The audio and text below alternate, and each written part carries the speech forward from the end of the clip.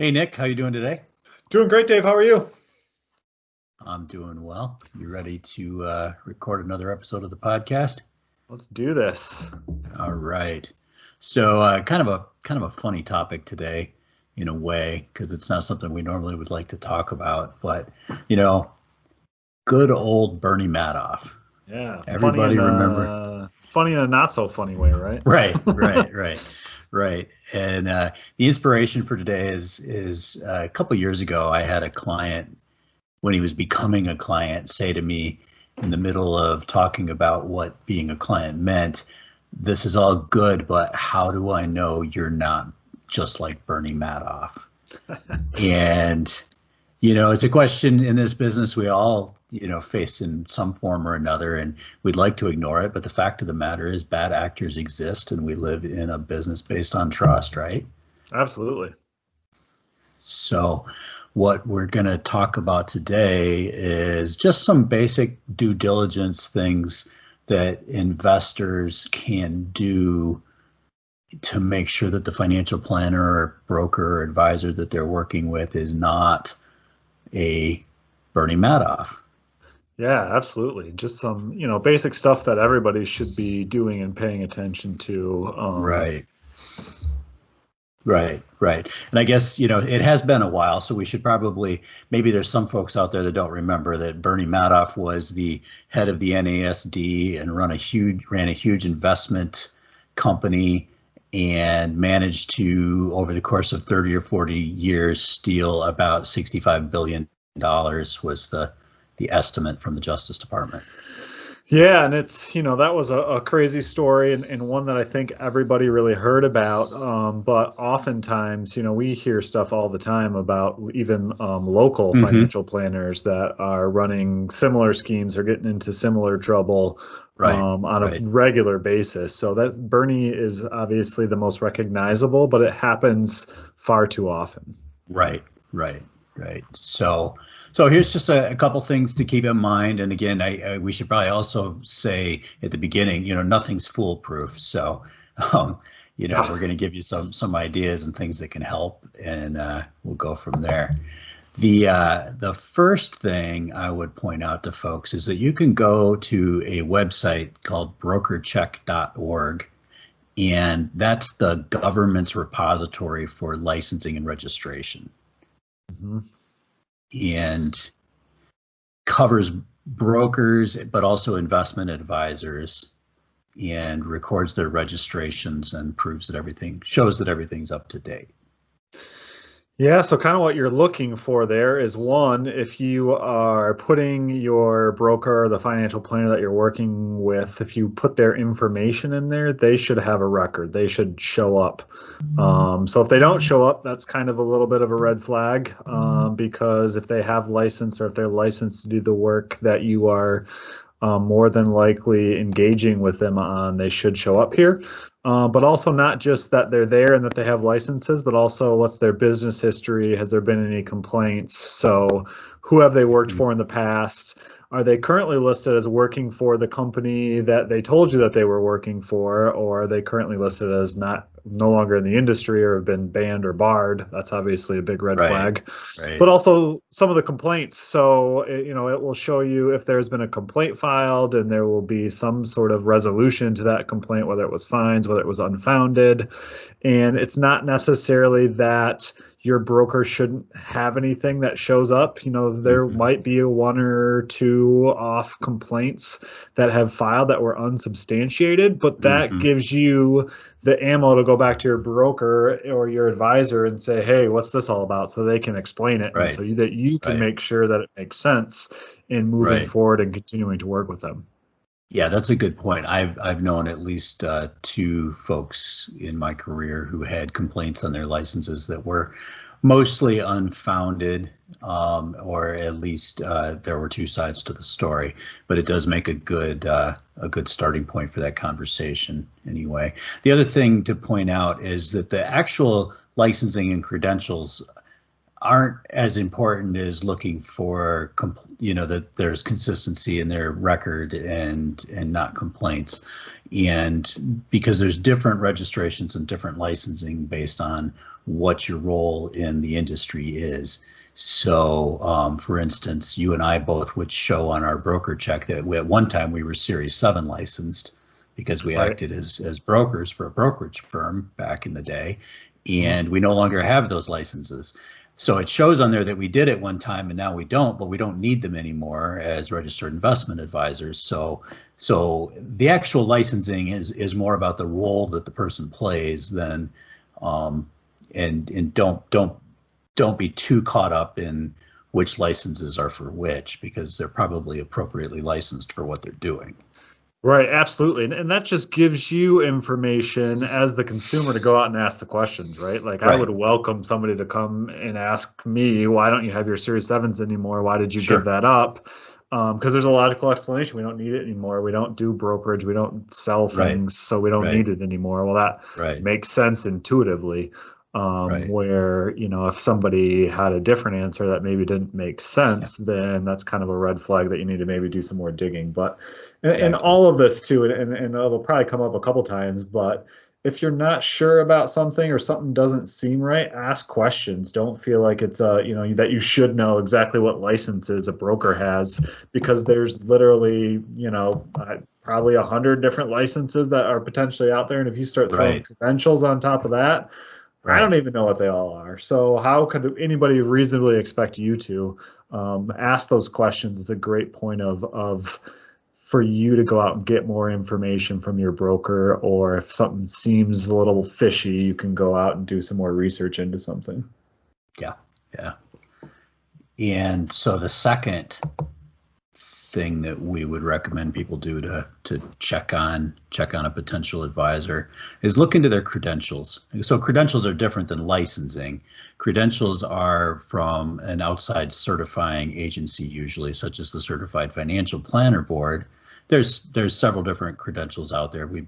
We're both CFPs, Certified Financial Planners, and to be a certified financial planner, you have to disclose legal issues, you have to maintain continuing education, you have to pass all of their hurdles to maintain your certification. So if someone's holding themselves out as a CFP, you can go to the CFP board planner board of standards and check those credentials and make sure that they're doing what they say they do.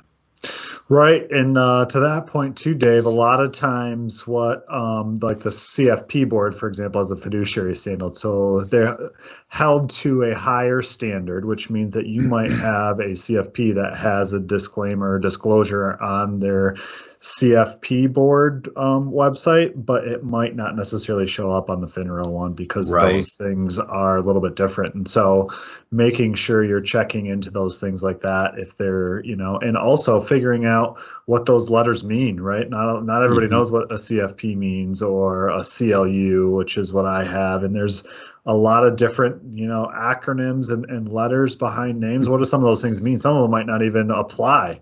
Right. So if I'm getting investment advice from a CPA, which is a certified public accountant, that's not necessarily the same thing. Being a certified public accountant doesn't really give you any investment experience just on the outset. So be careful about that too. Yeah. We could do probably a couple hours of content talking about all the different acronyms out there.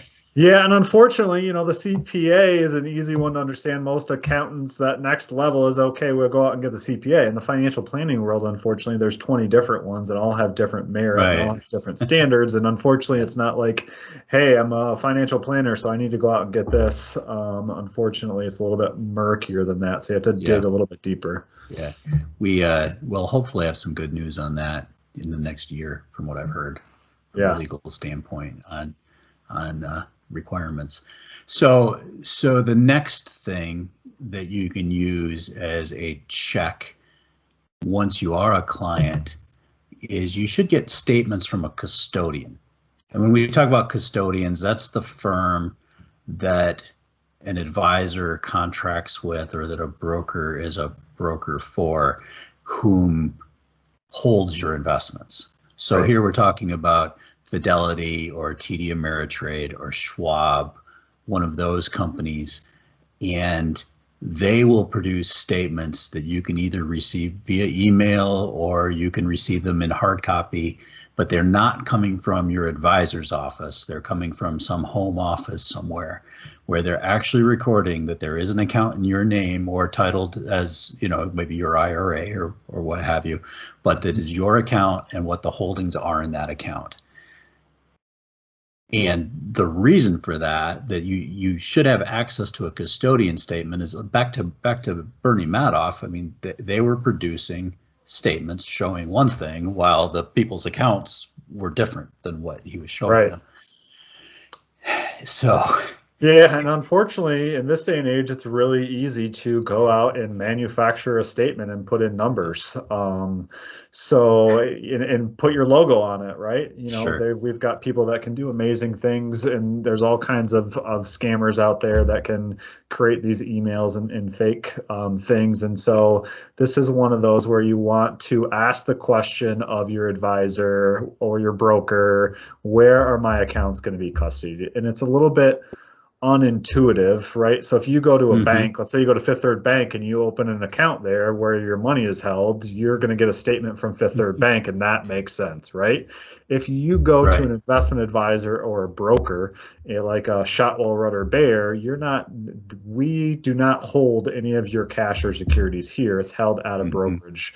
And predominantly we use TD Ameritrade. And so knowing that and where those accounts are custodied and making sure that you're getting statements that say TD Ameritrade that are from TD Ameritrade, and you have an account number at TD Ameritrade. And if you want to even go one step further, finding TD Ameritrade's number on the internet, not on your statement, but on the internet, and calling TD Ameritrade and making sure you have an account there, that's a good step to make sure that you have accurate information and you know where your account and your money is held. Right. It's quite common for us to produce in-house in the office a performance statement with our logo and account values and everything. But that's different than a statement independently produced by your custodian. And there's a little bit of a tension here because we would always want a client that wants information to call us, right? And we're not putting this out there that our clients should be calling TD Ameritrade or SCI all the time. But you should have that ability and be comfortable with that if you were worried about the status of your investments, that you could get that information from an outside source. For sure. So, we would never tell a client, hey, don't call TD Ameritrade. They don't want to talk to you. You don't want to talk to them. If you want to verify, please by all means, call TD Ameritrade. And they will give you the information, the same information. And once you kind of connect those two things, then you don't necessarily have to worry about it and continue to call TD Ameritrade for information. But if you're unsure about it, or if something feels weird, or if something doesn't match up, absolutely verify that. Don't feel like you're dumb or don't know the right answer and just let it go, because that's the time when people get into trouble. Right. And that's kind of the theme for this whole discussion is trust but verify. We're in an industry, this industry requires trust at a certain level, but be willing to verify and understand what you're responsible for knowing. So I'm sorry, go ahead. No, I was just going to say, and for our clients, we do the same thing, right? We have a lot of trust in TD Ameritrade that they're going to do what they say, and they're going to custody and do the things that they need to do with our clients' money. But we're constantly calling them up and verifying that things are happening, that things should be done the way that they need to be done, and if not, making sure it's fixed. So it's not just on the client side, on our side too. Yeah.